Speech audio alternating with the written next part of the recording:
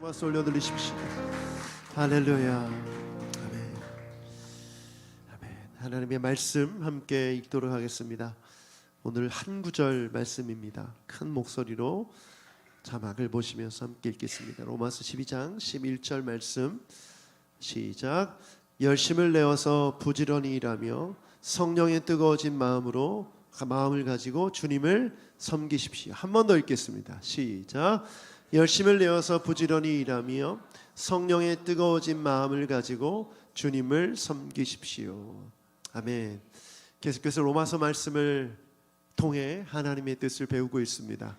여러분, 로마서는 크게 두 부분으로 나눌 수 있다고 했죠. 1장부터 11장까지는 교리편, 12장부터 16장까지는 실천편, 이렇게 나눌 수 있습니다. 예수 그리스도를 믿는 믿음으로 구원받는 교리편이 끝나고 12장부터는 믿는 자들이 살아가야 하는 삶, 어떤 삶을 실천해야 되는지를 배우고 있죠. 그래서 여러분, 이 맥락을 잘 이해하셔야 됩니다. 구원받은 자들이 가장 먼저 12장 1절을 보면 뭘 해야 되죠? 합당한 예배를 드려야 되는 줄 믿습니다. 바울 사도는 구원받은 목적은 예배하기 위함이라는 거예요. 합당한 예배. 그 다음 뭘 말하고 있죠? 분별하라. 여러분, 그리스도인이 살아가는 곳은 세상이죠. 세상에는 세상의 질서가 있어요. 그런데 이 세상의 질서는 죄로 인해 타락했죠. 그러므로 세상 속에 살면서 세상 안에서 하나님의 뜻을 분별하는 삶을 살아야 된다. 그래서 분별이 주제입니다. 세 번째는 뭐였죠? 분수에 맞게 생각해라. 세 번째는 교회가 주제입니다. 교회 공동체에서 서로를 어떻게 바라보고 은사받은 자들이 어떻게 은사를 활용해야 되는지, 그 지침이 뭐다? 분수에 맞게, 자기 위치와 분량에 맞게 생각하고 사역하라. 그러므로 계속 이어지는 말씀은 교회가 주제입니다. 교회 공동체 안에서 어떻게 해야 됩니까? 지난 시간 우리는 사랑으로 대하라, 거짓 없는 사랑으로, 형제의 사랑으로 대하라는 걸 배웠어요. 그래서 이 모든 것이 연결되죠. 예수를 믿는 믿음으로 구원받은 자가 예배하고 세상 속에서 하나님의 뜻을 분별하고 교회에 속해서 분수에 맞게 행동하고 또 사랑으로 형제를 대하고, 이 모든 것이 구원받는 자가 실천을 통해서 어떻게 살아야 되는지 말해주기 위해서 바울 사도가 연결시켜서 가르쳐주는 내용입니다. 자, 다섯 번째, 오늘은 봉사에 관한 내용입니다. 섬김에 관한 내용. 11절을 개역 개정 성경 번역을 읽어보면 조금 다르게 번역되어 있어요. 아쉬운 부분이 하나 있는데, 세번역 성경에 아쉬운 부분이 있는데, 세번역 성경에는 게으르지 말라라는 단어가 빠졌어요. 11절을 개역 개정 번역으로 한번 읽어볼까요? 개역 개정 번역입니다. 시작. 부지런하여 게으르지 말고 열심을 품고 주를 섬기라. 세번역 버전으로 한번 읽어볼까요? 세번역 버전 오늘 본문 시작. 열심을 내어 부지런히 일하며 성령의 뜨거워진 마음을 가지고 주님을 섬기십시오. 뭐가 빠졌죠? 게으르지 말고라는 단어가 빠졌죠. 그래서 제가 원어를 보니까 그 원어 성경에는 게으르지 말고라는 단어가 있더라고요. 이 번역 과정에서 참 사람이 하는 일이다 보니 아주 중요한 단어를 빠뜨리고 말았습니다. 그래서 이 게으르지 말고라는 단어는 참 중요한 단어인데 빠지게 돼서 개역 개정으로 한 번 더 읽어봤습니다. 개역 개정 성경으로 한 번 더 읽어보죠. 시작. 부지런하여 게으르지 말고 열심히 품고 주를 섬기라. 그래서 오늘 말씀의 주제는 섬기다, 이 단어에 포커스를 맞춰서 봉사하라, 봉사하십시오라는 제목입니다. 여러분, 우리가 주님을 섬기는데 섬김의 대상은 주님이시죠. 많은 봉사를 하잖아요. 오늘도 예배팀이 봉사하고 안내팀이 주보를 나눠주고 오늘 교사들이 아이들이 인솔해서 야외를 갔다 와요. 다 뭐예요? 그게 봉사죠. 봉사의 대상이 우리 눈에 보이는 사람이지만 더 근본적으로는 그 모든 일들은 다 누구를 섬기는 것이다? 주님을 섬기는 것이다 라는 거예요. 여러분, 이게 중요한 이유가 뭐냐면, 섬김의 대상이 주님을 기억해야 되는 이유가 뭐냐면 이것이 방향이기 때문에 그래요. 자주 사용하는 예죠. 방향이 중요하죠, 속도보다. 부산을 가야 하는데 방향을 잘못 잡아서 광주로 가고 있으면 아무리 빨려가도 소용이 없죠. 방향이 중요해요. 그러므로 내가 섬김을 한다, 봉사를 한다고 했을 때 그 방향은 무엇입니까? 주님을 섬기는 것이다. 이것을 절대 놓쳐서는 안 돼요. 내가 보이는 사람을 섬기는 것이 아니라, 내가 속한 조직을 섬기는 것이 아니라 주님을 섬기는 것이다. 그렇다면 내가 해야 되는 일, 내가 섬겨야 되는 대상은 뭡니까? 그 모든 것들은 이 과정에 속해요. 부산을 가기 위해 대전, 대구를 들리듯이 들려야 하는 과정인 것이죠. 그러므로 내가 교회 안에서 봉사하는 것은 당연한 것입니다. 그런데 이 봉사를 어떤 마음으로, 어떤 자세로 할 것인가를 기억해야 하는 것이죠. 그런데 바울 사도는 이 봉사를 하기 위해 섬기다는 단어를 선택했는데 그 단어가 둘료라는 단어예요. 둘료. 여러분 둘로스라는 단어 혹시 들어보셨어요? 둘로스? 둘로스 선교회라는 선교회 이름에도 둘로스가 있는데 이 종이란 뜻입니다. 종, 둘로스. 이건 명사고 둘료는 섬기다라는 동사예요. 근데 이 당시 헬라어에서 이 단어를 쓸 때는 거의 노예, 종을 가리킬 때 이 단어를 썼어요. 그러면 지금 이 둘료라는 단어를 우리가 볼 때 내가 주님을 섬길 때 어떤 태도로 섬겨야 되는지 금방 이해가 되시죠? 여러분, 성경에는 기독교인들, 그리스도인들의 정체성을 설명해 주는 단어가 많습니다. 예수님이 너희는 세상에 뭐라고 말씀하셨죠? 빛이다 말씀하셨죠. 예수님이 베드로와 안드레, 야고보, 요한을 부르시면서 뭐라고 부르셨죠? 제자로 부르셨죠. 제자, 빛, 소금. 또 하나님이 우리를 자녀로 부르셨죠. 또 왕 대신 주님이 우리를 백성으로 부르셨죠. 이런 단어들은 우리의 정체성을 말해주죠. 그런데 우리가 주목하지 않고 별로 집중하지 않는 정체성이 있어요. 그게 뭐예요? 종이에요. 종. 기분 나쁘시죠? 내가 종이야? 내가 노예야? 왜냐하면 이 단어 안에는 이 부정적인 뉘앙스가 있어요. 부정적인 뉘앙스. 사실 우리나라가 개화된 지 얼마 안 되죠. 신분제가 없어진 지 얼마 안 됩니다. 저도 제가 이렇게 생각하지만 저희 아버지는 우기시지만 양반은 아니었던 것 같아요. 족보를 막 설명하시면서 뭐 족보에 누가 듣고 뭐 이렇게 말씀하시는데 잘 모르겠어요. 얼마든지 이 족보도 만들어냈다는 그런 역사적 사실들이 있기 때문에. 근데 중요한 건 뭐냐면 우리가 받은 정체성 중에 내가 좋아하는 것들, 뭐 자녀, 친구, 제자 다 좋잖아요. 그런데 이 종은 부정적인 뉘앙스가 있기 때문에 받아들이지 않는 거죠. 최근에 제가 전란이라는 영화를 봤습니다. 보신 분들 계세요? 이 전란이라는 영화를 보면 아주 정말 잘 보여줘요. 이 조선 시대에 종이 어떤 존재였는지, 노비가 어떤 존재였는지를 아주 잘 보여줍니다. 주인공 두 사람이 한 사람은 종이고 한 사람은 주인인데 그 주인집 아들인데 몸종인 거예요. 그런데 이 둘이 친구가 됩니다. 영화를 스포하는 것 같아서 더 이상 말하지 않겠습니다. 꽤 재밌는 영화인지 한번 보시고, 특히 남성분들이 좋아하는 그런 액션 영화입니다. 중요한 건 뭐냐면 그 종이었던 주인공이 너무나 괴로워하는 거예요. 자신의 신분, 그 자신의 신분 때문에 그 면천을 받기 위해서, 노비에서 해방되기 위해서 수많은 노력을 하는 내용이 그 안에서 그려집니다. 그런데 제가 그 영화가 떠오르는 이유가 뭐냐면 주님이 나를 종이라고 부르셨고 우리를 종이라고 부르셨는데 나는 이 종의 개념을 어떻게 이해하고 받아들이고 있는가, 이 부분이에요. 로마서 6장 17절부터 18절 말씀 함께 읽어보겠습니다. 여기에서 종에 관한 내용이 나오는데 함께 읽어보죠. 시작. 그러나 하나님께 감사하는 것은 여러분이 전에는 죄의 종이었으나 이제는 여러분의 전에 받은 교훈의 본뇌 마음으로부터 순종함으로써 죄에서 해방을 받아서 의의 종이 된 것입니다. 아멘. 여러분, 인간은 종에서 벗어날 수가 없습니다. 너무나 기분이 안 좋죠. 전에는 죄의 종이었는데 우리가 복음을 듣고 순종함으로써 어떤 종이 됐다고요? 의의 종이 됐어요. 주님의 종이 됐어요. 그러니까 종에서 벗어날 수는 없다는 거죠. 근데 차이가 있어요.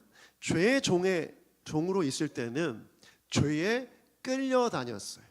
복종하며, 죄에 복종하며 끌려다녔어요. 죄에 묶여 있었어요. 그런데 의의 종이 되었을 때는 종은 종이지만 주인인 주님은 우리를 어떻게 대하세요? 인격적으로 대하세요. 인격적으로 대하세요. 큰 차이가 있는 거죠. 또 어떤 분들은 이렇게 오해해요. 내가 예수님 믿고 구원받았다는 것을 나는 이제 자유야. 마음대로 살아도 돼. 이게 아니라는 거죠. 주님이 자유를 주신 자유는 종의 자유예요. 종으로서 주님과의 관계 안에서 누리는 자유인 거죠.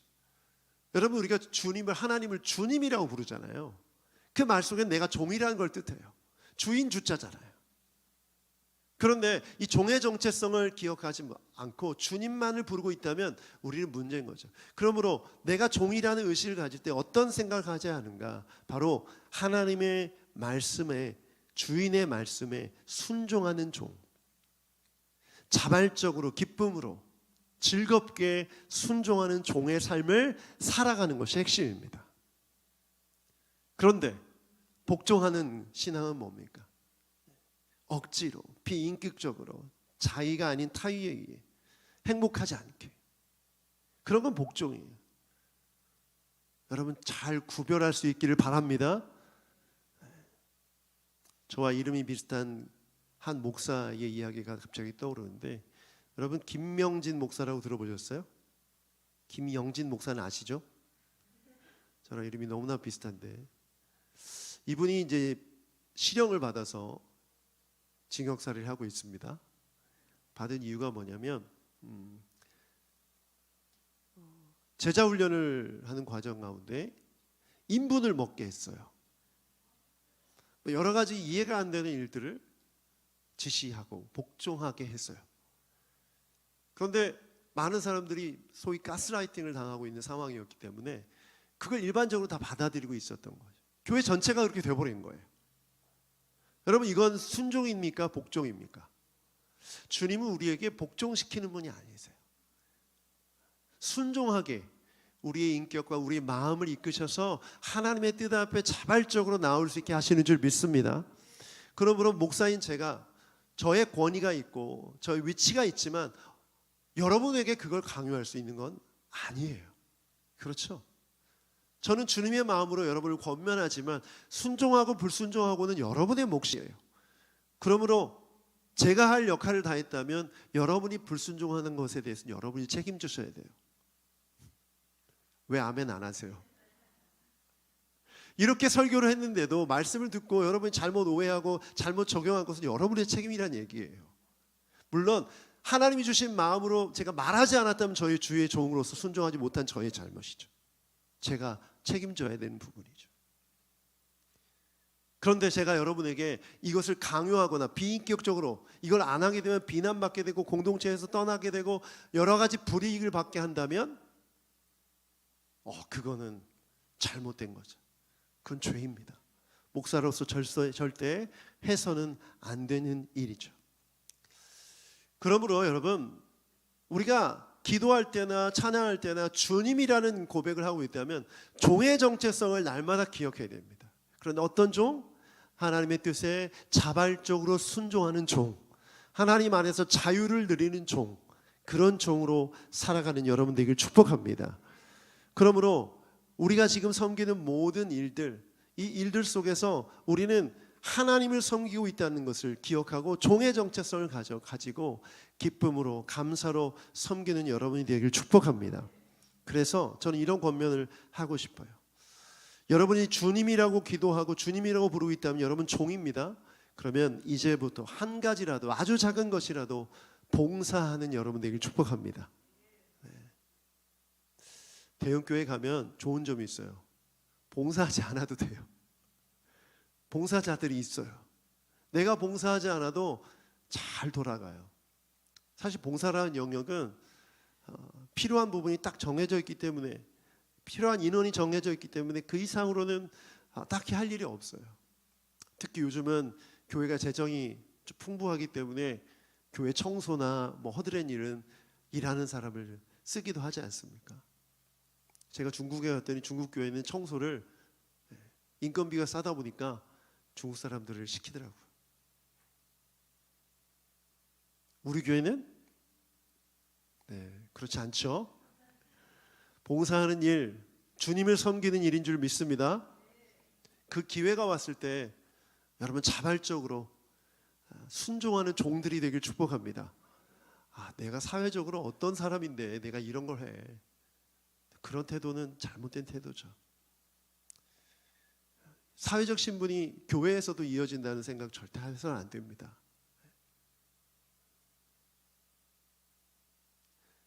군대 교회 가면 그게 문제죠.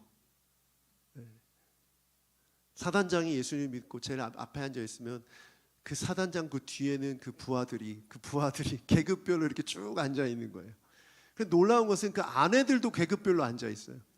와이프들도. 더 놀라운 것은 자식들도 계급, 자녀들도 계급으로 그렇게 서열이 정리되는 거죠. 반대가 되어야 되죠. 예수님 뭐라고 말씀하시죠? 큰 자가 되려거든 낮아져라, 작은 자가 되라. 그래서 우리 교회는 우리 장로님들이 제일 많이 섬기세요. 할렐루야. 왜 아멘 안 하세요? 별로 안 느껴지시는군요. 잘하고 계시는 거예요. 왜냐하면 보이지 않게 하시니까. 보이지 않게 하시니까. 그게 맞는 거죠. 여러분 눈에 띄면 그건 문제예요. 나 이거 하니까 봐라, 나 인정해줘, 이거거든요. 제가 이렇게 말하는 것도 문제예요. 이 말을 하고 좋아하시면 안 돼요, 두 분. 내가 더 안 보이게 했어야 되는데. 여러분 봉사하는 여러분 되길 축복합니다. 봉사를 즐겁게 하세요. 주님을 섬기는 것이기 때문에 순종하며 자발적으로, 억지로 하지 마시고. 억지로 하게 되는 마음이 있다면 한번 돌이켜 보십시오. 내가 주의 종의 정체성을 갖고 있는지, 순종하는 종인지를 한번 돌아보는 여러분 되길 축복합니다. 두 번째, 주님을 섬길 때 우리는 어떻게 섬겨야 되느냐? 부지런하게 섬겨야 됩니다. 11절 말씀을 한 번 더 개역 개정으로 한번 읽어보죠. 11절 시작. 부지런하여 게으르지 말고 열심을 품고 주를 섬기라. 부지런하여 게으르지 말고. 이 세 번역 성경에는 없는 표현인 게으르지 말고라는 단어가 개역 개정에는 번역되어 있어요. 이 단어의 원어를 보니까 오크네로스라는 단어인데요. 오크네로스라는 단어를 뜻을 어떤 것을 가지고 있냐면 실증나는, 게으른 이란 뜻을 갖고 있어요. 주님이 시키신 일들을 열심히 섬겨야 되는데 실증이 나거나 주저하거나 미루는 거예요. 그걸 게으르다는 표현이에요. 여러분 이것은 무엇을 뜻합니까? 교회 봉사 일을 할 때 어떤 태도를 취해야 되는지를 가르쳐 주시는 거예요. 여러분 이것을 명확하게 설명해 주는 비유가 하나 있어요. 마태복음 25장 26절입니다. 마태복음 25장 26절. 달란트의 비유죠. 달란트 비유. 함께 읽어보죠. 시작. 그러자 그의 주인이 그에게 말하였다. 악하고 게으른 종아, 나는 내가 심지 않은 데서 거두고 뿌리지 않은 데서 모으는 줄 알았다. 예수님이 종에게 말하는 거야. 악하고 게으른 종아. 예수님이 비유로 말씀하실 때 주인이 종들에게 5달란트, 2달란트, 1달란트를 주죠. 달란트를 받은 사람이 어떻게 합니까? 열심히 장사하고 그 돈으로 일하죠. 오랜 기간이 흘렀어요. 5달란트를 받은 사람, 2달란트를 받은 사람은 남겨서 주인에게 보고했죠. 그런데 1달란트 받은 사람은 어떻게 했어요? 땅에 묻어두었어요. 땅에 묻어둔 그 일 때문에 악하고 게으른 종아라고 말했어요. 그런데 이 사람, 1달란트를 받은 사람은 뭘 했길래, 어떤 생각을 했길래 이렇게 했죠? 여기 보면 말씀 안에 그 의미가 있는데, 심지 않은 데서 거두고 뿌리지 않는 데서 거두는 악한 주인이라고 생각했어요. 주인을 오해한 거예요. 심지 않는 데서 거두는 사람이고 뿌리지 않는 데서 거두는 악한 사람이다. 쉽게 말하면 이 달란트를, 이 돈을 잃으면 혼날까 봐, 이 돈을 잃으면 혼날까 봐 땅에 묻어둔 거예요. 그러면 손해도 없고 이득도 없지만 어쨌든 1달란트를 그저 유지했으니 괜찮다라고 생각한 거죠. 여러분, 게으름의 이유가 무엇입니까? 하나님을 오해했다는 것이고, 하나님을 오해했기 때문에 꺼리끼고 망설인 거예요. 하나님을 오해하고 꺼리끼고 망설이면 그것이 게으름이라는 것이죠. 왜 이렇게 되었을까? 여러분, 저는 이 말씀을 묵상하다 깨달았어요. 게으른 이유가 여기에 있구나. 이 종이 게을렀던 이유가 평가 때문에 그래요. 평가.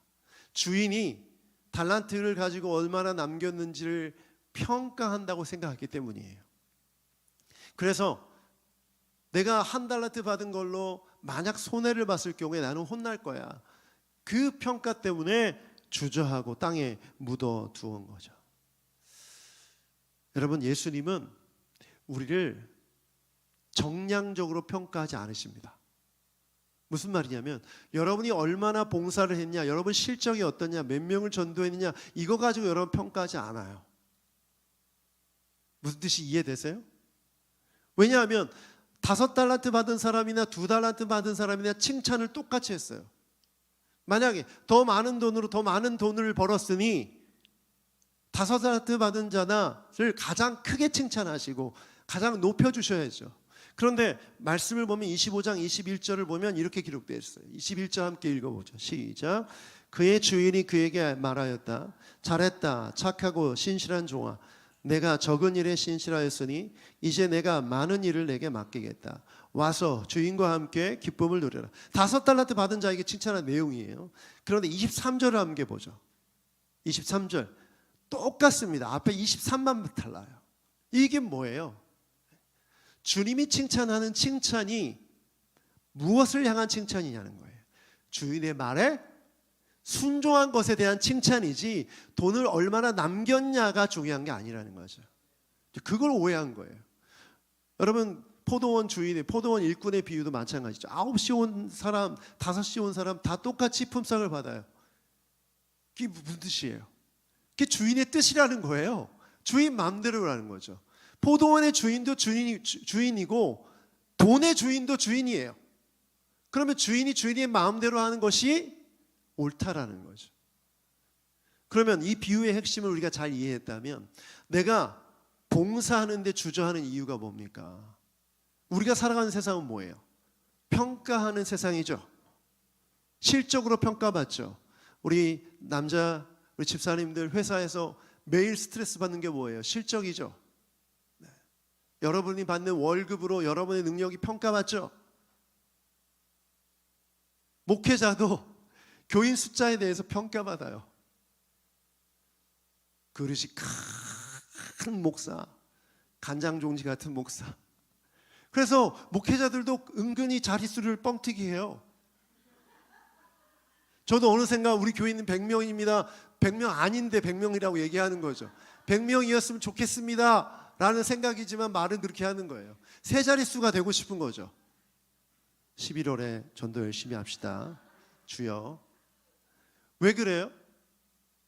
정량적 평가를 하는 세상 속에 우리가 살고 있기 때문에 그래요. 이건 오래전이든 지금이든 앞으로도 변함이 없어요. 세상의 원리가 그렇다니까. 여러분, 우리는 어떤 사람이어야 되죠? 이 세상 속에서 뭘 분별해야 되죠? 하나님의 뜻을 분별해야 되는 줄 믿습니다. 예수님은 우리의 주인이신데, 주인은 우리에게 뭘 요구하시냐면, 너 열심히 해서 실적을 올려야지. 너 몇 명 전도했어? 예배팀 얼마나 봉사했어? 안내팀 얼마나 했어? 교사 얼마나 했어? 몇 년 했어? 이걸 체크하시는 분이 아니라는 거예요. 결과가 중요한 게 아니라 하나님의 말씀에 듣고 순종한 과정을 보시는 거예요. 마음의 태도를 보시는 거죠. 여러분, 주님은 결과를 보지 않으시고 우리의 마음의 태도를 보시는 줄 믿습니다. 종으로서 순종하려는 마음이 있는지, 그 실천을 하는지가 중요한 거죠. 여러분, 교회의 광고가 중요해요, 안 중요해요? 교회 광고. 여러분, 이스라엘 백성들이 출애굽을 이집트를 어떻게 탈출할 수 있었어요? 광고를 잘 들어서 그래요. 200만 명이 어떻게, 어디로, 언제 나가야 되는지 그거 전달해야 되잖아요. 각각 뭐 다 한 공간에 모여 사는 것도 아니고 다 떨어져 사는데 우리가 맨날 며칠에 나간다, 이 광고가 중요하잖아요. 그게 하나님의 뜻이니까. 그럼 이 소식을 못 들으면 어떻게 돼요? 순종할 수가 없는 거죠. 여러분, 교회 광고가 왜 중요해요? 종으로서 순종할 기회를 얻기 위해서 광고가 중요한 거예요. 그래서 이제 예배 마친 다음에 광고 시간에 잘 들으시길 바랍니다. 그래서 중요한 광고는 몇 번째 해요? 처음에 하죠. 인간의 집중력이 떨어져요. 그래서 제일 처음에 하는 거예요. 의미가 있죠. 여러분, 11월 달에 전도의 달입니다. 저는 이런 생각이 들었어요. 성도들이, 여러분들이 실적을 생각할까 봐. 사실 제 안에도 그런 두려움이 있더라고요. 이게 전도의 달 행사를 한 달 내내 한다니 부담이 되는구나. 여러분, 저희 교회가 개척한 2년차 때에 전도 집회한 거 혹시 기억나는 분 계세요? 그때 계신 분들 좀 계신데, 그때 결과가 어땠는지 줄 아세요? 많은 분들이 초대돼서 오셨어요. 근데 초대돼서 오신 분들 중에 교회 교인으로 등록한 사람은 한 명도 없습니다. 갑자기 그 생각이 드는 거예요. 그러면 이제 제 안에 그런 갈등이 생겨요. 이걸 또 해야 되나? 결과가 이전에 똑같은 결과 있을 수도 있을 것 같은데, 제가 말씀드렸죠. 제가 말씀을 준비하는데 깨달음을 주신 거예요. 우리 주님이 정량적 평가를 하지 않으신다는 거예요. 순종해서 복음을 증거했느냐, 교회로서의 사명을 감당했느냐를 보시는 것이지, 그걸 통해서 어떤 결과가 있느냐에 따라서 그래, 너네는 잘못됐고 너네는 잘했고 내가 축복해주고 잘되게 해주고, 그게 아니라는 거죠. 여러분, 민망하죠? 평소에 내가 잘해주지 못했는데 저 사람한테 내가 11월 달에 초대해야 되는데 어떻게 할까? 그런 고민하지 말라는 거예요. 전도하기 위해 연락하고 대화하고 그 자체로 순종하는 종이 되는 줄 믿습니다. 근데 이걸 망설이고 하지 않아요. 게으름이 무엇인지 이제 알겠죠. 그런 마음, 그런 태도, 그게 바로 게으르다는 거예요. 내 속에서 일어나는 그런 어떤 실증 혹은 부정적인 생각, 또 민망함, 이런 것을 이겨내는 것이 부지런함이에요. 이제 이해되세요? 부지런함이 막 열심히 막 시간적으로 뭐 여러 가지로 이런 것들을 의미하는 것이 아니라, 여러분 안에 있는 세상적인 생각들, 나태함들, 계산적인 마음들, 민망함들, 이 모든 것들을 다 내어 버리는 게 바로 부지런함이에요. 사랑하는 새누리교회 성도 여러분, 게으르지 않기를 축복합니다. 여러분, 빛과 어둠의 원리를 아시죠? 빛이 비추면 어둠이 어떻게 됩니까? 빛이 지면 어둠이 사라지죠. 그러면 게으름이란 건 부지런할 때 사라져요. 더 쉽게 말하면 하나님의 말씀을 순종할 때, 부지런할 때 그 순종함을 통해서 게으름이 사라지는 줄 믿습니다. 주저하고 갈등하고 고민하고 미루려는 마음들이 사라져요. 그래서 우리가 이제 행동 양식 중에 나 하지 말아야지 이 생각보다 그 생각을 없애는 좋은 생각을 하면 자연스럽게 사라지는 거죠. 하나님 사랑해야 하는 것, 하나님을 예배하는 것이 여러분의 중심이 될 때 게으르고 나태한 마음들, 그 마음들이 사라지는 줄 믿습니다. 세 번째, 열심을 품고 섬겨야 됩니다. 11절을 보면 세번역 성경으로 한번 읽어보겠습니다. 이번에는 11절 시작. 열심을 내어서 부지런히 일하며 성령으로 뜨거워진 마음을 가지고 주님을 섬기십시오. 개역개정 성경도 완전한 성경 번역이 아니었어요. 제가 개역개정 성경을 보니까 빠진 단어가 있어요. 개역개정으로 11절 한번 읽어보죠. 한번 그 단어가 뭔지 찾아보세요. 한번 읽어드니까 시작. 게으르지 말고 열심을 품고 주를 섬기라. 뭐가 빠졌죠? 성령이라는 단어가 빠졌죠. 네. 그래서 목사가 있나 봐요. 여러분이 이렇게 성경 공부하겠습니까?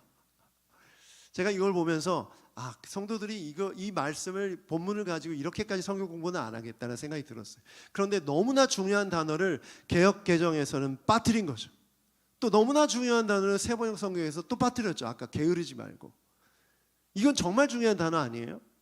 왜냐하면 열심이라는 단어가 인간적인 노력이나 애씀을 말하는 것이 아니라 성령으로 뜨거워진 마음을 뜻해요. 성령의 열심인 거죠. 여러분, 이 단어를 빼고 어떻게 이 구절을 해석할 수 있어요?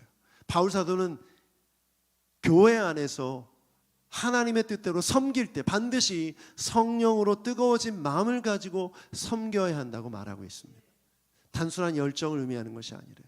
단순한 열심을 의미하는 것이 아닌 것이죠.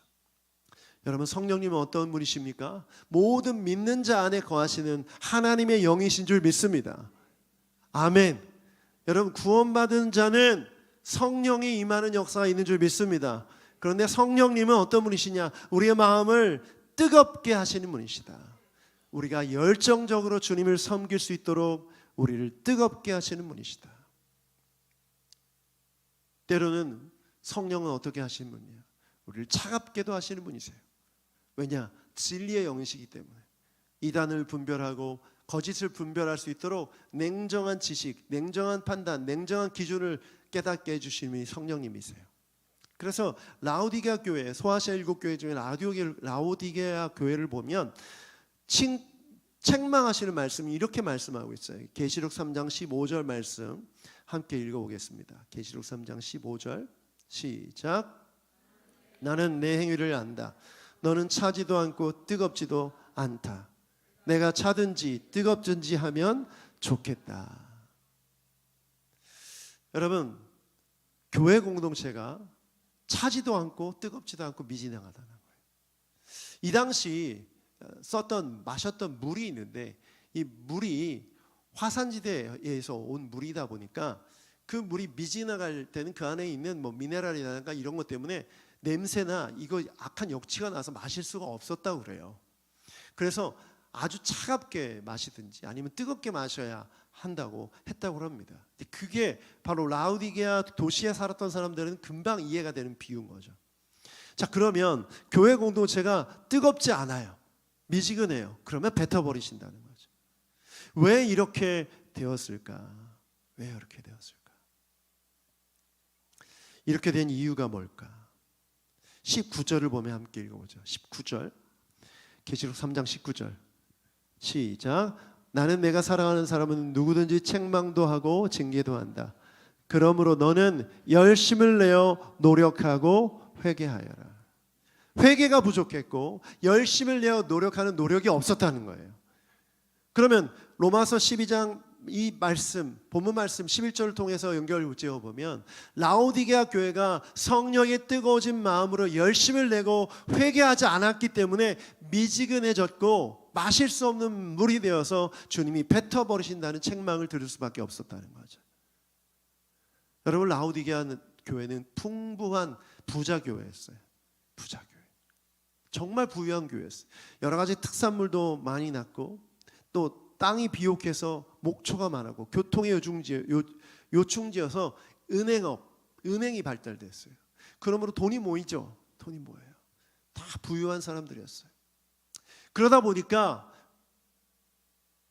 돈을 의지하며 살아가는 사람들의 특징이 뭐냐면 주님을 향한 갈망, 열심이 사그라진다는 거예요. 편하니까. 여러분, 우리나라 한번 돌아보십시오. 교회가 부흥할 때 그 부흥식에 어떤 일이 있었죠? 경제가 같이 막 부흥했잖아요. 그런데 경제가 부흥하면서 사람들의 삶이 윤택해지기 시작한 거예요. 가난했던 시절에는 뜨겁게 기도했어요. 주님만 의지할 수밖에 없었으니까. 그런데 부유해지니까 기도회에 사람들이 안 와요.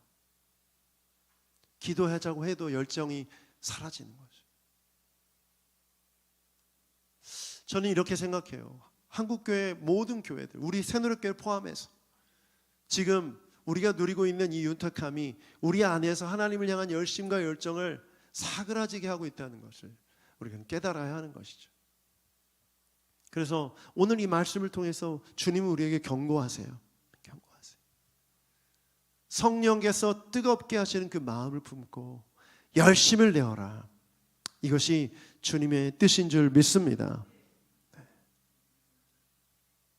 저는 예전에 어머니가 저를 혼내셨을 때 제가 이제 삼형제 중에 큰아들이었기 때문에 저는 어머니의 사랑의 손길을 많이 경험했습니다.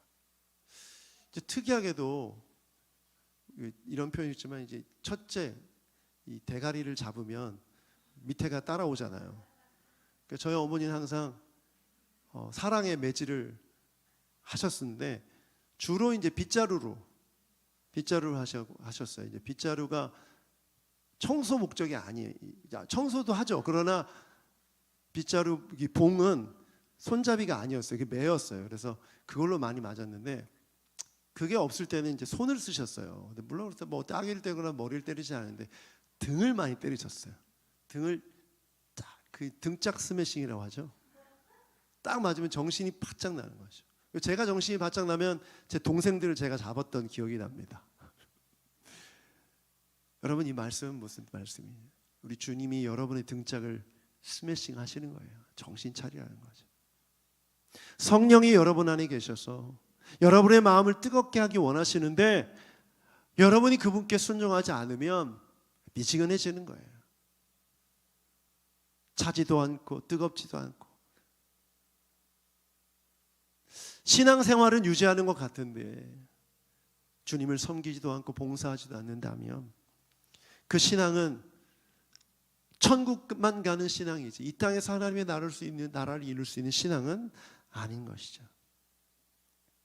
여러분, 그래서 근본적으로 20절 말씀을 보면 계시록 3장 20절 함께 읽어보죠. 시작. 보아라, 내가 문 밖에 서서 문을 두드리고 있다. 누구든지 내 음성을 듣고 문을 열면 나는 그에게로 들어가서 그와 함께 먹고 그는 나와 함께 먹을 것이다. 지금 이게 무슨 말씀이에요? 문 밖에 서 있는, 교회 문 밖에, 교회 공동체 안에 계시지 않는 예수님을 보여주는 거예요. 여러분, 주님이 여러분 안에 계신데 그분을 이렇게 우리가 홀대할 수 있다는 거죠. 여러분의 삶의 주인으로, 삶의 왕의 자리에 여러분 초대하셨습니까? 그분이 계십니까? 그렇다면 그분은 우리의 마음을 뜨겁게 하심으로 주님의 일을 할 수 있도록 능력 주시고 은혜 주시는 줄 믿습니다. 그렇기 때문에 성령께서 우리의 마음을 주장하시도록 내어드리는 게 중요해요. 저는 우리 새누리교회가 이 성령님을 통해서 열정이 회복되는 교회가 되길 축복합니다. 열정이 회복되길 축복합니다. 저는 말씀 준비하면서 저에게 먼저 적용했어요. 제 안에 그런 마음이 들더라고요. 자, 이렇게 열심히 한들 그 열심이 결과로 보여지지 않을 때 제 마음에 좀 실망감이 있더라고요. 저도 인간이다 보니까 그런 것들을 정량적인 평가를 스스로 하고 있고 나는 별로 훌륭한 목사가 아니야. 나는 별로 목회하기에 적합하지 않은 것 같다라는 생각을 예전에도 했었고 지금도 생각이 들어요. 왜 이런 생각을 하게 되냐면 아까도 말했던 이 세상적인 논리 구조 안에서 저를 스스로 평가하는 거죠. 주님도 나를 그렇게 보실 것 같고 여러분도 저를 그렇게 보는 것 같은 느낌적인 느낌이 드는 거예요. 아니죠? 그런데 제가 그렇다는 거예요. 제가. 그래서 말씀을 준비하는데 이 처음에 가졌던 그 설교에 대한 열정, 하나님의 말씀에 대한 열정이 지금 저 스스로 돌아봤을 때 이게 막 흔들리고 있을 때가 있는 거예요. 정신 차려야겠구나. 내 안에 계신 성령께서 오늘 예배하는 우리 성도들에게 주시고자 하는 말씀 앞에 정말 열심을 내고 열정을 내어서 나아가겠구나라는 생각이 들었어요. 그래서 요즘 설교가 길어지잖아요. 열정으로 이해해 주시길 바랍니다. 목사님이 말이 많아지셨어. 나이가 들어서 이 노화 현상이 아니라는 거예요. 제 안에 있는 열정이 지금 불타고 있다는 거예요. 근데 저만 그런 것 같아요.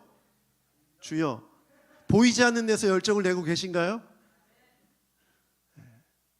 여러분, 공동체는 모여야 돼요. 금요일 날 뭐 하세요? 밤에 넷플릭스 보세요? 아침에 뭐 하세요? 성경 읽기 왜 안 하세요? 물어보고 싶어요. 대놓고 지금 설교 시간 물어보는 거예요. 뭐 하세요? 그 10분, 그 20분 그 시간 없어요? 왜 하나님의 말씀에 대한 열정이 안 일어나요? 왜 그런 거예요 도대체? 뭘 바라보고 사시는 거예요 지금? 어떻게 하실 거예요? 제가 여러분의 모습을 보면서 내가 이렇게 해서 나 혼자 해서 뭐하나라는 그런 생각이 들어온다니까요. 다른 유명한 목사님들 보니까 40분, 50분, 1시간 설교하시더라고요. 그런데 막 조회수가 막 올라가. 우리 새누리교회 설교 영상 조회수 아시죠?